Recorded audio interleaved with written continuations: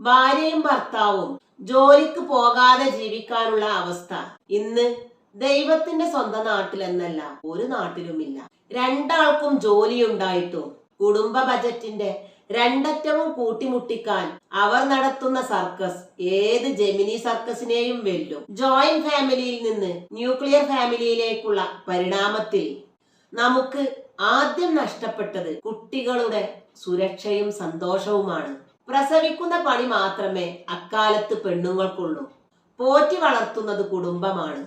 കുളിപ്പിക്കാൻ മൂത്തമ്മ, വസ്ത്രം മാറ്റാൻ ചെറിയമ്മ, കഞ്ഞി കൊടുക്കാൻ അമ്മായി, സ്കൂളിൽ കൊണ്ടാക്കുന്നത് എളാപ്പ, അങ്ങാടിയിൽ നിന്ന് മിഠായി വാങ്ങിക്കൊടുക്കാൻ മൂത്താപ്പ, രാത്രി കഥകൾ പറഞ്ഞു കൊടുക്കാൻ മുത്തശ്ശി, ഓലപ്പീപ്പിയും തുണിപ്പന്തും ഉണ്ടാക്കി കൊടുക്കാൻ മുത്തശ്ശൻ. ഈ സെറ്റപ്പിൽ അച്ഛനും അമ്മക്കുമുള്ള റോൾ ആ പേര് മാത്രമാണ്.